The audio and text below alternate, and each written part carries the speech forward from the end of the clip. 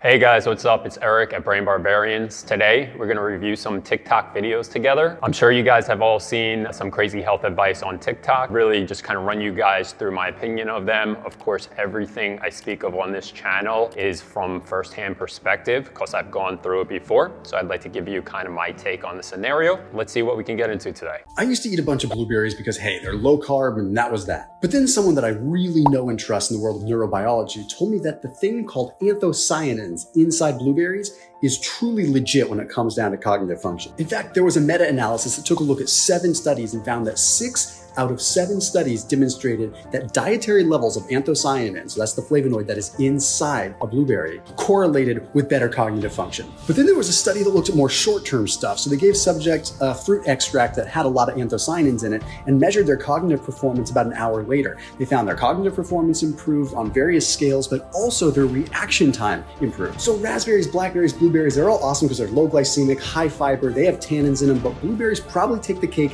when it comes down to your brain. He's absolutely right about blueberries and what they can do for brain health. Me personally, I have blueberries almost every single day. I'd say about 5 to 6 days a week. And it's usually my dessert. I'll have it with some organic honey as well as with some Greek yogurt. Be careful with the type of blueberries you eat. Always go organic. The standard size of blueberries is more of a recent product that has been fabricated. You want to have the smaller wild blueberries. It also won't have as big of a insulin spike when you eat them. So he's absolutely right. I love the fact he's speaking about foods that are great for your health and great for brain repair. It looks like lemon water actually does have a benefit. It's not just some cheeky internet trendy thing to do. 2021 study published in the European Journal of Clinical Nutrition. Very interesting stuff. Took a look at 3 groups. Here's what they did. Each group consumed 100 grams of bread. One group consumed water, 250 milliliters with the bread. One group consumed 250 milliliters of tea with the bread. And one group consumed 250 milliliters of lemon juice, like a lemon water with the bread. Then they measured blood glucose 8 times over the next 180 minutes. Get this, the lemon water group had a mean reduction in glucose by 30% after the meal, and they delayed their glucose spike by 35%. So it went from 41 minutes all the way up to 78 minutes before they had a spike. Proposed mechanism, the acidity from the lemon changes how much saliva and salivary amylase we produce, slowing down carb breakdown. So I actually drink lemon water every morning, and I like to mix it with apple cider vinegar. So he's absolutely right that lemon water is great for your blood glucose levels, but mixing it with apple cider vinegar, you actually get an additional boost to that, and you should have it first thing upon waking up in the morning. I like to do that in the morning. Might add a little teaspoon of honey. It depends if you're on an intermittent fasting diet or not. Also, for lemon water or lemon water with apple cider vinegar, make sure that you're not getting water from the fridge. You don't want cold water. It should be at room temperature at all times, and that's true for just basic hydration purposes. You want to be drinking room temperature water all the time. Growth hormone. It's the main anti-aging hormone.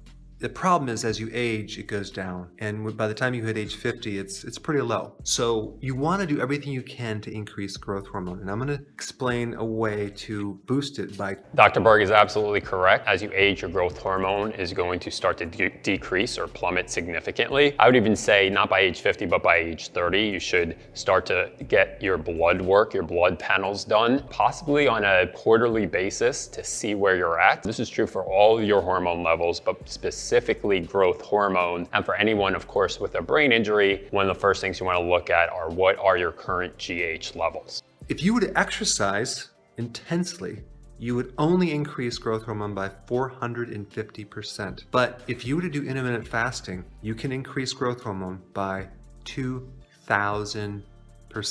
So really interesting stats that he's giving here about how to increase growth hormone. I like to get a little bit more granular with the information, however. In regards to exercise, it really depends on what type of exercise you guys are doing. Like a HIIT workout or something that's just a little bit more taxing on the body, you'll see will have a higher spike in your growth hormone levels, particularly that happening over nighttime as you sleep, usually around 3 or 4 a.m. And intermittent fasting is something that I've been doing for years on a daily basis. I've gone, I think, now into my 8th year of intermittent fasting. That is absolutely one of the best ways for you to regulate your growth hormone levels. It's not even about eating certain foods or whatever. It's basically intermittent fasting. So you want to at least do 16 hours, but work up to about 20 hours of fasting, and then you can eat in that 4-hour window. I like me, I'll eat at like 1 o'clock and then maybe at 5, sometimes at 4. And that gives me those 4 hours of 20, like call your eating window, and you have 20 hours of fasting. So that's the way to increase growth hormone.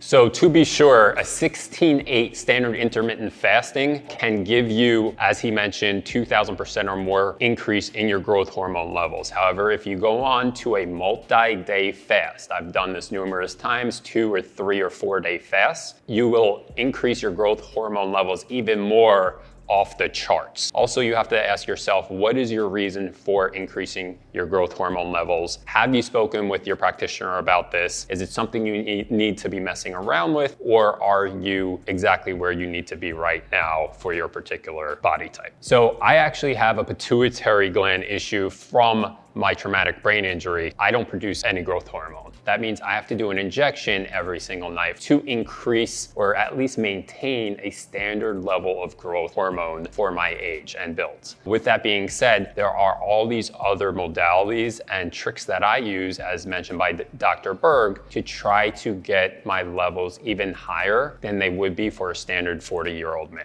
Also, be careful, because growth hormone, like anything else, too much is not a good thing. A lot of people like to equate an increase in growth hormone to anti-aging. That is actually the furthest thing from the truth. Increasing your levels of growth hormone can actually age you, so you have to be very careful on how you go about dosing this. Now, when we're talking about insulin, we're talking about your ability to lose weight, because if the insulin is too high, you're not losing any weight. So the goal is to keep your insulin at the lowest level possible.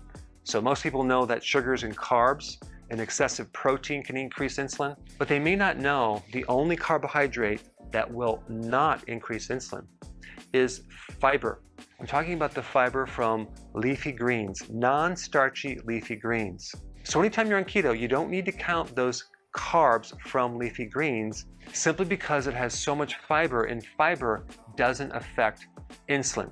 Now, there is one last thing that won't affect insulin, and that is pure fat, as in pure olive oil, as an example. So one cool thing about extra virgin olive oil on your salads, it just increases the nutrients. I'm talking about potassium, magnesium, folate, vitamin C, and many other powerful phytonutrients in the extra virgin olive oil. Insulin, always an important topic, particularly if we're referring to controlling weight gain or losing weight. Of course, for this channel, we really want to focus on how does it affect us in regards to brain injury, right? Or healing our brain. So insulin in this regard isn't completely the worst thing. We produce insulin for a reason, and it's tied very closely into your hormones. So understand that it's not actually that bad for you, and you need a certain level of insulin for recovery. With that being said, when it comes to speaking about diet in regards to brain injury, you definitely want to go for more of a paleo, keto, and Mediterranean diet or type of lifestyle. Like anything else, you don't want to overload it. You do want to maintain, as I mentioned, more of that keto-friendly lifestyle. Also heavy into the meats and also the fats, but make sure they're really good fats, right? As he mentioned, some organic olive oil, extra virgin olive oil, ghee, lard, grass-fed butter. Whatever you do, stay away from seed oils. They're rancid and toxic to the human body. So make sure you really focus on eating high quality fats and proteins with a little bit of greens and carbs, which again are really good for the brain as well. My magnesium was in the toilet when I was a raw vegan. If I had to estimate, on average, probably 50% of the US population is magnesium deficient to some degree.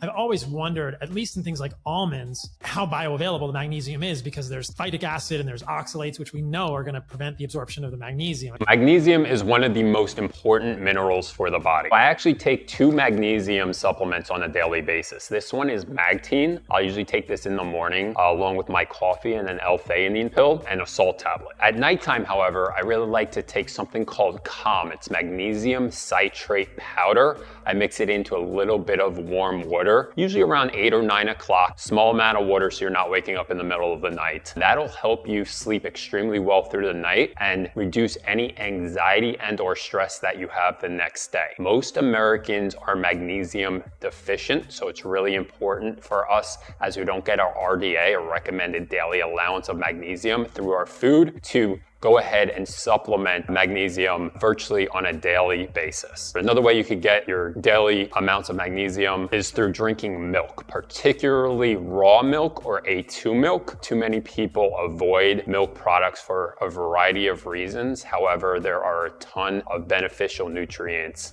in drinking your milk. And guys, if you've experienced a brain injury, whatever you do, do not go vegan. There's a very small percentage of people that can do it right, vegan or vegetarian. After a brain injury, you really need a lot of the nutrients and minerals that are found in these animal proteins, in these fats, in a variety of other foods that you will not get if you take on a vegan lifestyle. You have to get at least, at the bare minimum, 150 to 180 on a standard American diet. I was encouraged to learn that with my diet, between the milk, the orange juice, the meat, and the coconuts, I was getting over 400 milligrams of magnesium per day in my diet. So that's really interesting.